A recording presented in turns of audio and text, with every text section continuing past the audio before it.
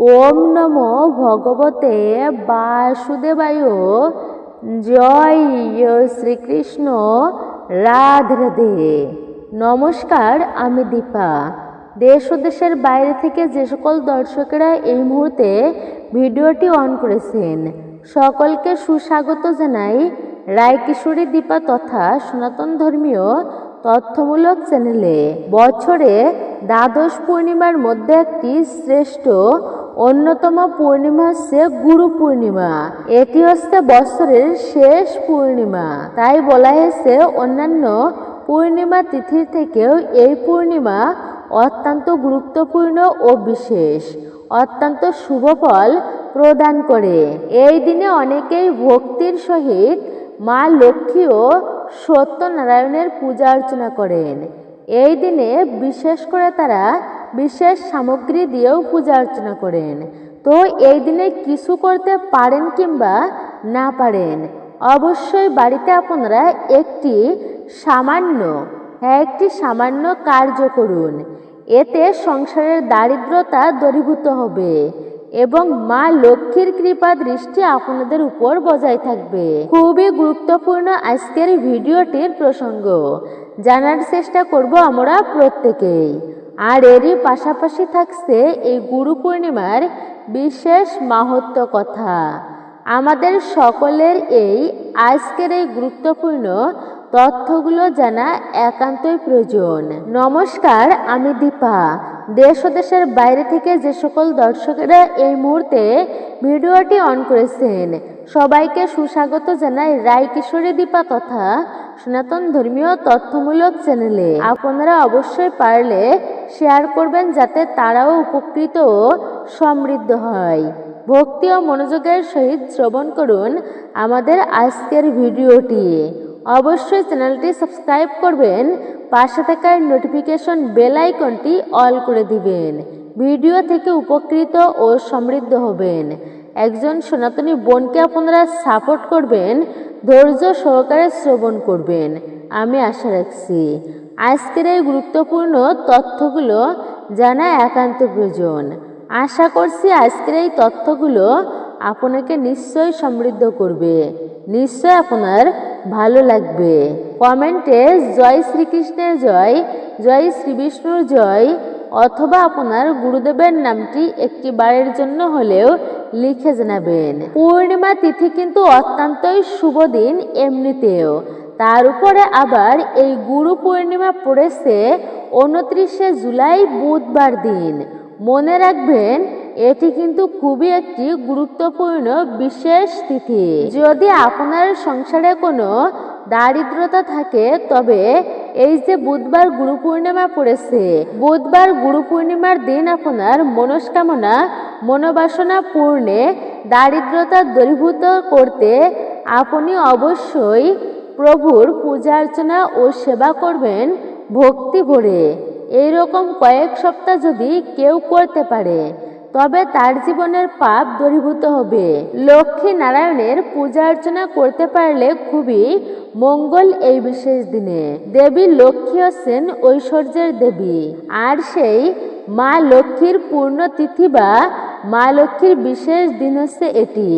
তাই সংসারের দারিদ্রতা দূরীভূত করতে মা লক্ষ্মী দেবীর ব্রত পালন করা আবশ্যক। আপনারা মনে রাখবেন দ্বাদশ পূর্ণিমার মধ্যে একটা শ্রেষ্ঠ ও বিশেষ পূর্ণিমা হচ্ছে এই আজকের পূর্ণিমা। তাকে ভগবানকে বিশেষ করে 6 অবতারের মধ্যে বিভক্ত করা হয়েছে।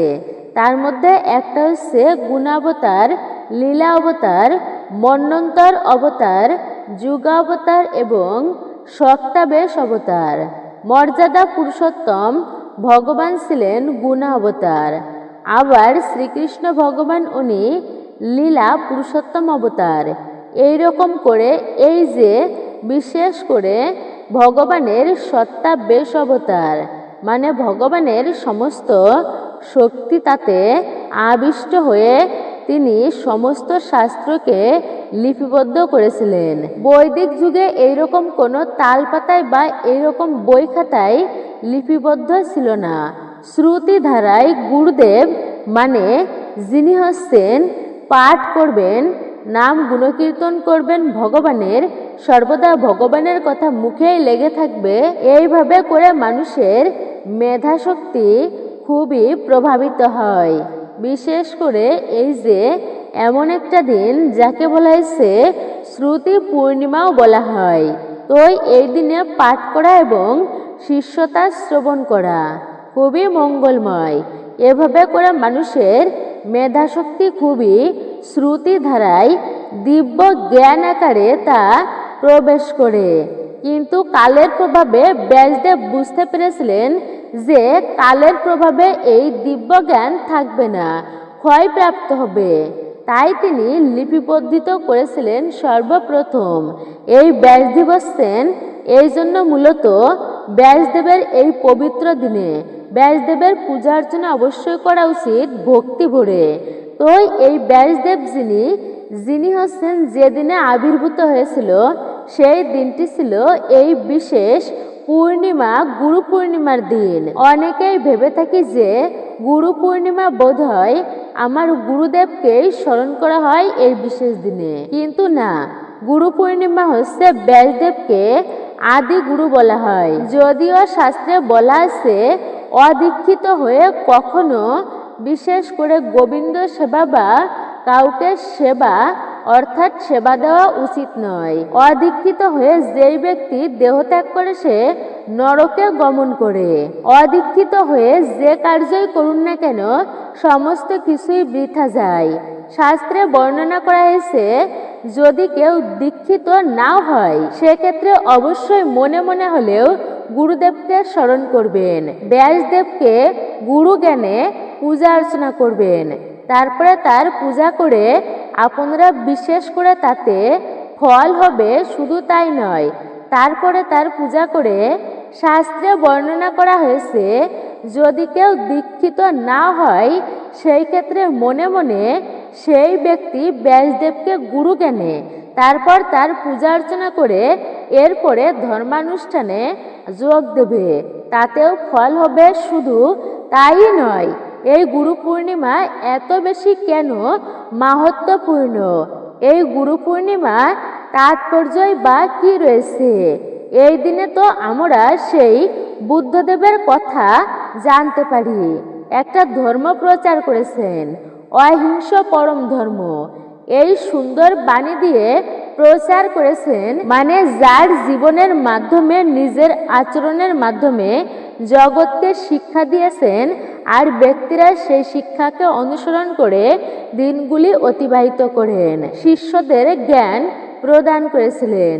সেই দিনটি হচ্ছে এই পবিত্র গুরু পূর্ণিমার দিন। এই গুরু পূর্ণিমার বিশেষ তিথিতে যারা বুদ্ধদেবকে স্মরণ করেন অর্থাৎ পূজা অর্চনা করেন, দিনটি ভক্তি ভরে পালন করেন, তারা পর্যন্ত এই বিশেষ দিনকে প্রাধান্য দিয়ে আসছে। সেই বুদ্ধ পূর্ণিমা তিথি এবং এই গুরু পূর্ণিমা তিথি কিন্তু দুটোই পূর্ণিমা, কিন্তু সেই বুদ্ধ ধর্মাবলম্বীদের কাছে বিশেষ করে বুদ্ধ পূর্ণিমাই হোক বা গুরু পূর্ণিমায় সকল পূর্ণিমার মাহাত্ম্য কিন্তু খুবই বেশি। শুধু তাই নয়, এই যে গুরু পূর্ণিমার দিনে কিন্তু জৈন ধর্মাবলম্বীদের কাছে একটা শুভ বিশেষ দিন এটি। কেন? সেই জৈন ধর্মের মহাবীর তিনি বীরত্ব প্রাপ্ত করেছিলেন এই পবিত্র গুরু পূর্ণিমার দিন, তাই এই পূর্ণিমা এত মহিমান্বিত। ভক্তরা এই গুরু পূর্ণিমার দিনটি বিশেষ করে পালন করেন। যাদের মা লক্ষ্মী রয়েছে গৃহে তারা বিশেষ করে ভক্তি ভরে ব্রত পালন করে লক্ষ্মীনারায়ণের পূজা অর্চনা করেন। প্রতিটা সনাতন ধর্মাবলম্বীদের কাছে গুরু পূর্ণিমার বিশেষ তাৎপর্য মাহাত্ম্য রয়েছে। এই দিন লক্ষ্মীনারায়ণ পূজা অবশ্যই করবেন। এই যে বর্তমানে রাধাকৃষ্ণের উপাসনা করা, কিন্তু বৈদিক ধর্মে মানুষ শুধুমাত্র রাধাকৃষ্ণের উপাসনাই যে করেছে তা কিন্তু নয়, যুগল মূর্তির লক্ষ্মী নারায়ণের সেবা করত এবং এরা হচ্ছে আদি সেই ভগবান বিষ্ণু এবং মা লক্ষ্মী দেবীর তাহার কৃপা লাভের জন্য সংসারের দারিদ্রতা দূরীভূত করার জন্য তিনি শুধু ঐশ্বর্যের দেবী বলেই আমরা লক্ষ্মী দেবীকে বিশেষ করে সেই হিসাবেই চিনে থাকি। কিন্তু লক্ষ্মী দেবী ঐশ্বর্যের দেবী নয় শুধুমাত্র, তিনি হচ্ছেন একজন শান্তির দেবী, সমৃদ্ধির দেবী। তাহার কৃপা হলে সংসারে কোনো ঝয় ঝামেলা, অশান্তি, অমঙ্গল থাকে না, সমস্ত কিছুই দূরীভূত হয়ে থাকে। পূর্ণিমা তিথি আরো বিশেষ কিন্তু পজিটিভ শক্তিকে বহন করে। ইতিবাচক শক্তি রয়েছে পূর্ণিমা তিথিতে, কেননা সূর্যের আলো থেকে সালোক সংশ্লেষণ প্রক্রিয়ার মাধ্যমে বৃক্ষাদি খাদ্য জোগাড় করে বেঁচে থাকে। আবার এই যে বৃক্ষের মধ্যে এত সুমিষ্ট রসালো ফল আসে, আম্রফল যেমন কাঁঠাল ফল, যে কোনো প্রকার ফল আসে এত রসালো হয়, কিন্তু হচ্ছে বিষয়টা যে এটি হয় মূলত চন্দ্রের আলোয়, এগুলো সূর্যের আলোয় নয়।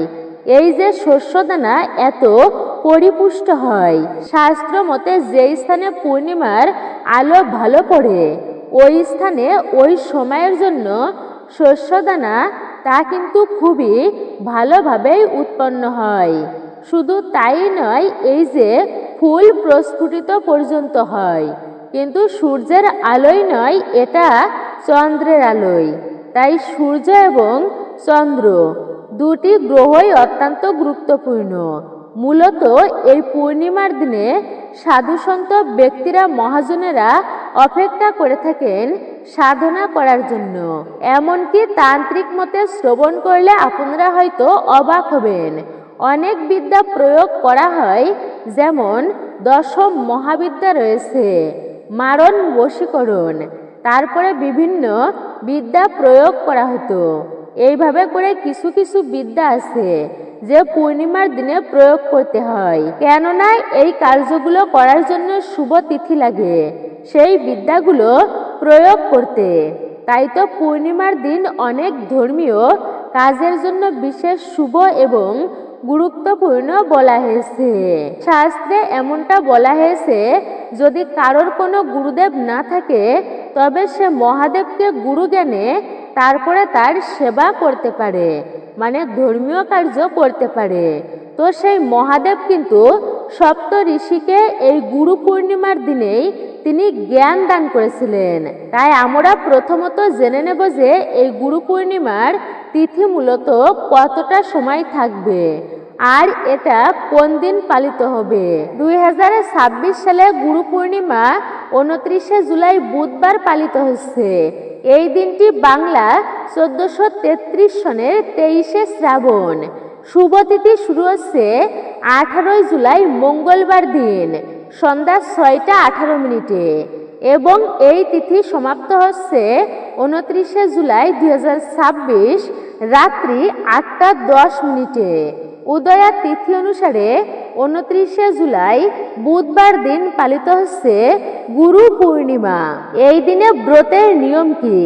যদিও আমরা অনেকেই আছি বিশেষ করে কিভাবে ব্রত করতে হয় জানি, কিন্তু তবুও সংক্ষেপে আজকের দিনে শ্রবণ করুন।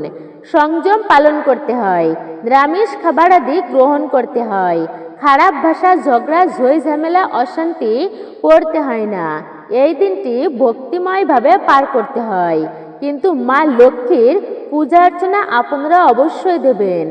আর এই দিনটি বছরের একটি বিশেষ দিন, তাই আপনারা লক্ষ্মী পূজা অবশ্যই করবেন, নারায়ণের পূজা অর্চনা করবেন এই বিশেষ দিনে। বিশেষ করে অনেকেই এগুলি করেন না, এটি কিন্তু অপরাধের। তাই আপনারা এই দিনটি অবহেলায় পার করবেন না। মূর্তি পূজা আপনারা করতে পারেন, এতেও কৃপা লাভ করতে পারবেন। যদি পূজা অর্চনা না করেন এই বিশেষ দিনে তবে কোনো কৃপা আপনারা পাবেন না। সারা বছর সেই ঘরে কোনো পূজা অর্চনা তো হবেই না, অথচ দারিদ্রতা প্রবেশ করবে। যেই গৃহে মা লক্ষ্মী থাকে না সেই গৃহে কখনোই ভালো কিছু হতে পারে না। প্রতিদিন সন্ধ্যাকালে ঠাকুর প্রদীপ জ্বালাতে হয়, নাম সংকীর্তন করতে হয়, কীর্তনাদি করতে হয়, এতে মা লক্ষ্মীর কৃপা হয় সেই সংসারে। কিন্তু পরিবারে যারা রয়েছেন বিশেষ করে রোগ ব্যাধি নেই, ঋণ দান নেই, সকলে মিলে সুখে শান্তিতে বাস করতে পারে তারা, যাদের পরিবারে কোনো অশান্তি নেই। তাহলে বুঝতে হবে সেই সংসারের প্রতি মা লক্ষ্মী দেবীর কৃপা রয়েছে একটুকু হলেও। এটা হচ্ছে মা লক্ষ্মীর কৃপা।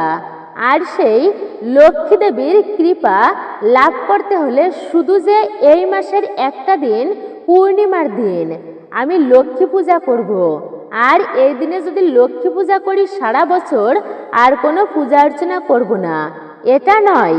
প্রতিদিন আপনি লক্ষ্মীনারায়ণের পূজা অর্চনা করুন আপনার ঠাকুর ঘরে। যারা রাধা কৃষ্ণের পূজা অর্চনা করবেন তারা অবশ্যই প্রতিদিন করুন, এতে বিশেষ মঙ্গল হয়, জীবনের দারিদ্রতা পর্যন্ত তা দূরীভূত হয়। সকল ক্ষেত্রে আপনি নিশ্চয়ই কল্যাণ অর্জন হবে, আশীর্বাদ পাবেন।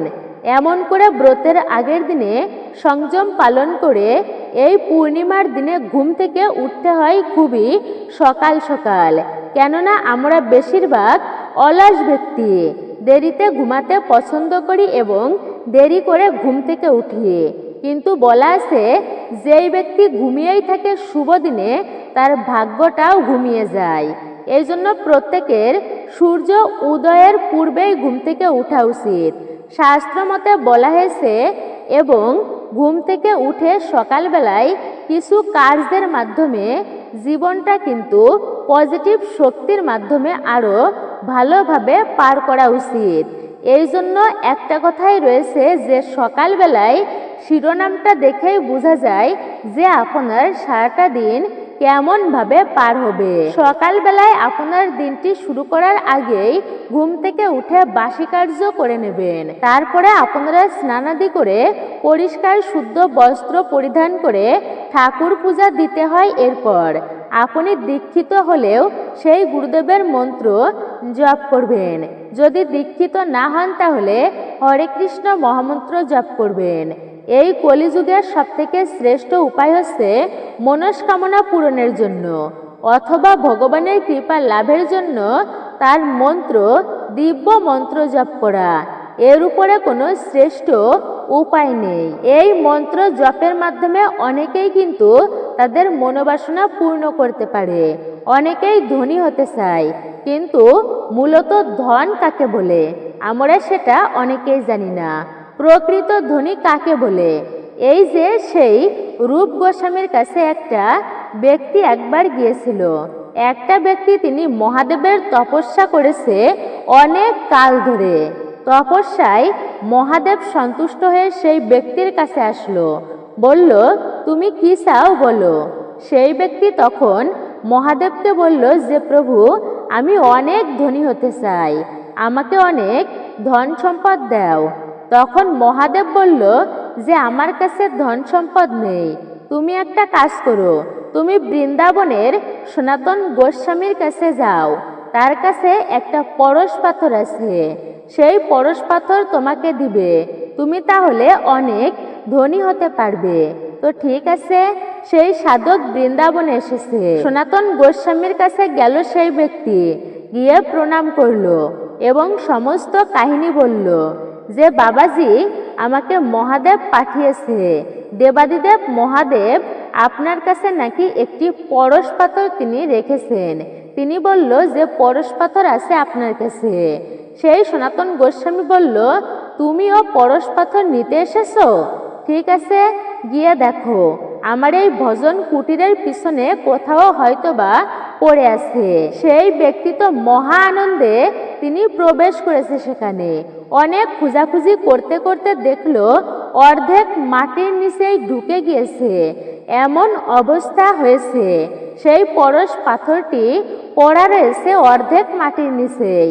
ঠিক আছে, সেই ব্যক্তি এটি নিয়ে মহা খুশি।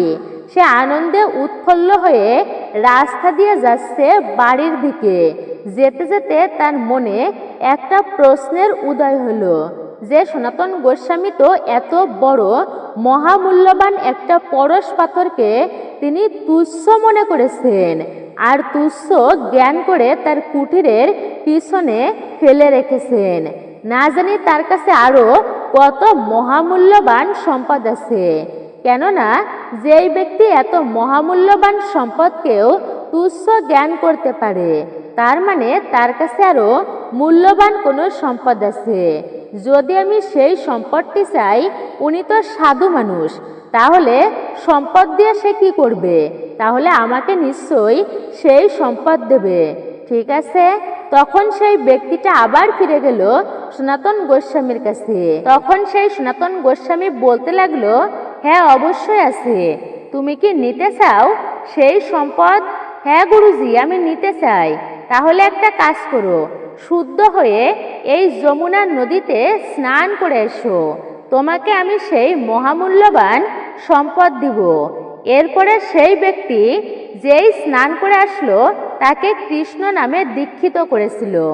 এখান থেকে এই ব্যক্তিকে বলেছিল এটা হচ্ছে মহামূল্যবান সম্পদ, যাহা কিছু মনি ঋষিরা যুগ যুগান্তর ধরে তপস্যা করে লাভ করেছে। যদি তুমি এই দিব্য মন্ত্র ভালোভাবে জপ করতে পারো, ভগবানের সাধনা আরাধনা করতে পারো, নিঃসন্দেহে তুমি ভগবানকে ডাকতে পারো, তো ভগবানকে প্রাপ্ত নিশ্চয় করতে পারবে, যার থেকে সমস্ত জগতের প্রকাশিত এত মূল্যবান রত্ন যার থেকে প্রকাশিত। সেই ব্যক্তিটা এই দিব্য মন্ত্র জপ করে ভগবানের বিশেষ কৃপা লাভ করেছিল। তাই তো এই দিনে আপনি কিছু করতে না পারলেও বিশেষভাবে সেই মন্ত্র অর্থাৎ হরে কৃষ্ণ মহামন্ত্র অবশ্যই প্রত্যেকে আপনারা জপ করবেন।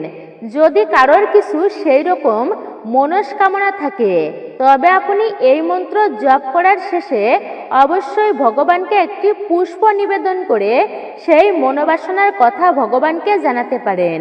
এতে একটুকু হলেও ভগবানের কৃপায় আপনার মনস্কামনা পর্যন্ত পূরণ হয়ে থাকে। তো এই জন্য আপনারা এই গুরু পূর্ণিমার দিনে কিছু করতে না পারলেও হয়তোবা আপনি যে কাজে যাবেন, তাই সকালবেলা ঘুম থেকে উঠে স্নান করে এই শুভ দিনে গুরুদেবের দেওয়া মন্ত্র জপ করবেন। গুরু পূর্ণিমা কেন? গুরু ছাড়া গৌরাঙ্গ যেই ব্যক্তি ভজে, সেই পাপী নরকে মজে। গুরু বিনা গৌরাঙ্গের ভজনা করতে নেই। শাস্ত্রে বলা আছে যে গুরু যদি রুষ্ট হয়, তবে কৃষ্ণও তাকে ক্ষমা করতে পারে না, যতক্ষণ পর্যন্ত সেই গুরুদেব তাকে ক্ষমা না করে। ভগবত প্রসাদেও কিন্তু ব্যক্তির কৃপা হয়, যাহার কৃপা হলে ভগবানের প্রসাদ প্রাপ্ত হয়। প্রসাদ মূলত কৃপা। যেই ব্যক্তি প্রসন্ন হলে ভগবান কৃপা করে, আর সেই ব্যক্তিটি মূলত হচ্ছে গুরুদেব। গুরুদেব প্রসন্ন হলে ভগবান তাহার প্রতি অত্যন্তই প্রসন্ন হয়। কিন্তু যদি গুরুদেব অপ্রসন্ন হয় এমন কোনো কার্যের মাধ্যমে, তাহলে কিন্তু আপনার জীবনে নিশ্চিত অমঙ্গল। গুরুদেবের চরণ বন্দনা করা প্রত্যেকের উচিত। আর সেই শ্রী গুরুদেব অর্থাৎ এই গুরু পূর্ণিমার দিনে আরেকটি কাজ করবেন, কিছু করতে না পারলেও, অর্থাৎ হচ্ছে শাস্ত্রাদি পাঠ করা উচিত। কেননা স্বয়ং ব্যাসদেব তার বিশেষ কৃপা লাভ করেছিল। শাস্ত্র গ্রহণ তো তাই এই দিনে পাঠ অবশ্যই করা উচিত। জ্ঞানের থেকে পবিত্র বস্তু জগতে দ্বিতীয়ত কিন্তু আর কিছু নেই। জ্ঞান হচ্ছে মহাপবিত্র বিষয়, আর সেই ব্যাসদেব তিনি জগতের মাঝে এই জ্ঞানকে প্রচার করার জন্য তার প্রথম প্রয়াস ছিল। কিন্তু বর্তমানে এত মানুষ, এত লেখক, কিন্তু সর্বপ্রথম লেখক এই ব্যাসদেব, যিনি সমস্ত শাস্ত্রকে, বেদকে যিনি লিপিবদ্ধ করেছেন আমাদের মনুষ্য জীবনের কল্যাণের জন্য। তাই এই দিনে বিশেষ করে শ্রীমদ্ ভগবত গীতা প্রত্যেকের পাঠ করা উচিত এবং শ্রবণ করা উচিত। ভগবান শ্রীকৃষ্ণের মুখনিসৃত বাণী আপনারা বিশেষ করে হরিনাম সংকীর্তনও জপ করতে পারেন 108 বার, তার অধিকও জপ করতে পারেন। আর আপনারা যেখানে বসে এই শাস্ত্রাদি পাঠ করবেন, ওই স্থানটাকেই বলে ব্যাস আসন। প্রতিদিন যদি কেউ গঙ্গা জলে স্নান করে, তবে সেই ব্যক্তির দেহটা পবিত্র হয়। কিন্তু কোনো ব্যক্তি যদি গীতারূপী অমৃত জলে অবগাহন করে, তবে তার জন্ম জন্মান্তরের পাপরাশি বিধৌত হয়ে যায়। এই জন্য এই পবিত্র দিনে এই পূর্ণিমার তিথিতে বিশেষ করে গীতা পাঠ করা অত্যন্তই মহিমাপূর্ণ বলা হয়েছে এই পূর্ণিমার দিনে।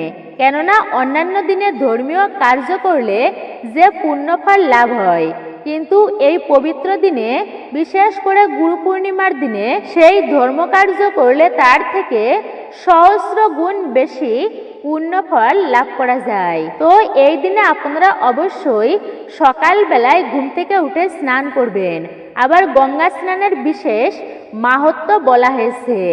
গঙ্গা স্নান করতে হয় পবিত্র দিনে, বিশেষ করে পূর্ণিমার দিনে গঙ্গায় স্নান করবেন। যাদের বাড়ির পাশে গঙ্গা নদী আছে সেখানে গিয়ে স্নান করবেন। কিন্তু গঙ্গার পাশে যাদের বাড়ি নেই, কোনো পবিত্র নদী নেই, আপনারা কি করবেন? সেক্ষেত্রে আপনি বাড়িতেই স্নান করুন। স্নানের সময় আপনি 3 বার মা গঙ্গার নাম স্মরণ করে গঙ্গা গঙ্গা গঙ্গা বলে উচ্চারণ করে যদি কোনো ব্যক্তি স্নান করতে পারে, তবে সেই ব্যক্তির গঙ্গা স্নানের সমান পুণ্যফল লাভ হয়। এটা হচ্ছে গঙ্গা স্নানের একটা নিয়মেই বলা আছে। কিন্তু যারা এই পবিত্র পূর্ণিমার দিনে ব্রত করবেন তারা কি ফল লাভ করবে? যারা এই বিশেষ দিনে আপনারা পূর্ণিমার ব্রত করবেন তাদের জন্য বলা আছে তাদের সংসারে অলক্ষ্মী দূর হয়ে থাকে, অশুভ শক্তি দূর হয়, অলক্ষ্মী দূর হয়। যেখানে লক্ষ্মী অবস্থান করে সেখানে অলক্ষ্মী আসতে পারে না। বলা হয়েছে এই শুভ দিনে কিছু করতে না পারলেও আপনারা ভগবানের চরণে তুলসী পত্র অবশ্যই নিবেদন করবেন। কিন্তু এই পূর্ণিমার দিনে আপনারা ভুলেও তুলসী পত্র তুলবেন না, অর্থাৎ তার আগের দিন তুলে রাখবেন। আপনারা বিশেষ করে এই পূর্ণিমার দিনে তুলবেন না। পরাশরের পুত্র ব্যাসদেব এভাবে তিনি আবির্ভূত হয়েছিলেন এই বিশেষ পূর্ণিমার দিনে, গুরু পূর্ণিমার দিনে। সব থেকে বেশি মাহাত্ম্যপূর্ণ এই জন্যই, কেননা ভগবানের সত্তাবেশ অবতার স্বয়ং ব্যাসদেব তিনি আবির্ভূত হয়েছিলেন এবং সেই ব্যাসদেব ছিল পরাশর পুত্র। প্রত্যেকটা জীবের দীক্ষা অবশ্যই গ্রহণ করা উচিত। দীক্ষা না নিয়ে মৃত্যুবরণ যারা করে তারা অবশ্যই নরকগামী কিন্তু হবেন। তাই আপনারা অবশ্যই দীক্ষা নেবেন। কিন্তু প্রকৃত যে একটা গুরু গ্রহণ করা উচিত এবং আত্মার সাথে যে একটা মিলন গুরু শিষ্যের, মা বাবা পিতামাতা যেমন জন্ম দেয়, এটা হচ্ছে মূলত তাদেরকে বলা হয় প্রথম জন্ম। অর্থাৎ তারা যখন জন্ম দেয় সেটা কিন্তু প্রথম জন্ম হয়, দ্বিতীয় জন্ম হয় দীক্ষা গ্রহণ করার ফলে। তাই সকলে আপনারা দীক্ষা গ্রহণ করবেন। এই দীক্ষার সময় গুরুদেব আধ্যাত্মিক জ্ঞান দান করেন। ভগবানের সাথে একটা যে সংযোগ সেটা তৈরি করে দেয়। তাই গুরুদেব যে আদেশ দেয় সেগুলো পালন করতে হয়। কিন্তু আমরা কি করি? ওই যে শুনেছি দীক্ষা নিতে হয় তাই আমরা নিব, না নিলে যে নরকগামী হতে হয়, তাই দীক্ষা গ্রহণ করে থাকি। কিন্তু গুরুদেব যে মন্ত্র দেয় তা পর্যন্ত আমরা পালন করি না, ইষ্টদেবের পূজা অর্চনা করি না, ঠাকুর পূজা করি না। তবে ওই দীক্ষা গ্রহণ করার না করারই সমান হলো।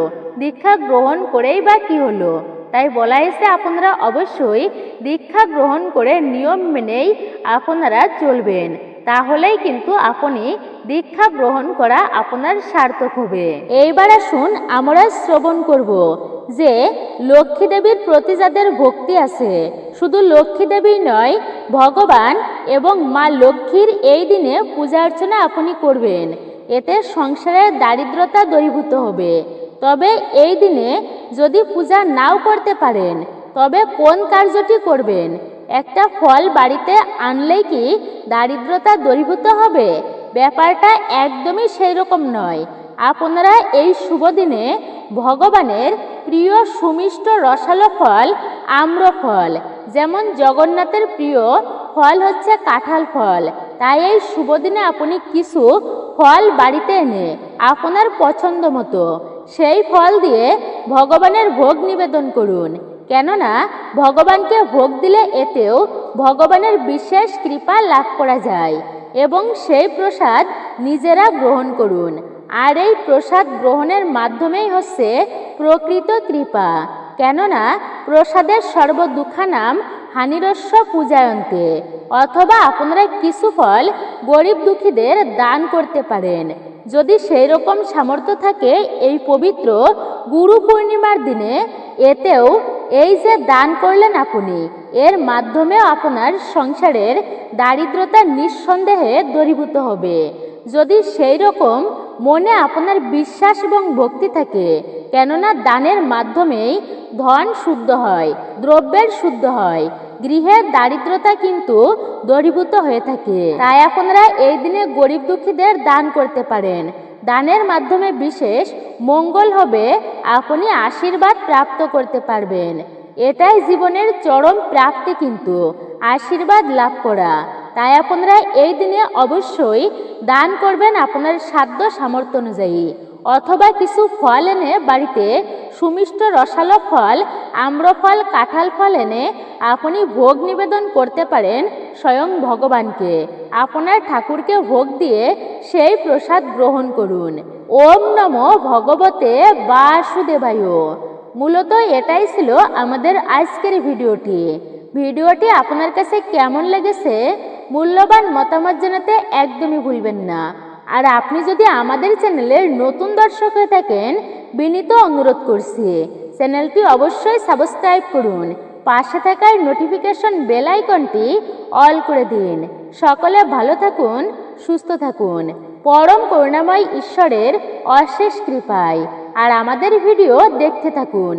একজন সনাতনী বোনকে সাপোর্ট করবেন আমি আশা রাখছি। চ্যানেলটি সাবস্ক্রাইব করুন, পাশে থাকার নোটিফিকেশন বেল আইকনটি প্রেস করে রাখুন। ভিডিওতে লাইক করুন, কমেন্টে জয় গুরুদেবের জয় লিখতে ভুলবেন না। অথবা গুরুদেবের নামটি লিখুন, বা আপনার ইষ্ট বা আরাধ্য দেবের নামটি লিখে জানাতে বিশেষ দিনে ভুলবেন না। সকলে ভালো থাকুন, সুস্থ থাকুন। আবারও কথা হবে নতুন কোনো বিষয়ের প্রসঙ্গ নিয়ে। জয় শ্রীকৃষ্ণ, রাধে রাধে। নতুন পুরাতন সকলকে অসংখ্য ধন্যবাদ ধৈর্য সহকারে আমাদের ভিডিও দেখার জন্য।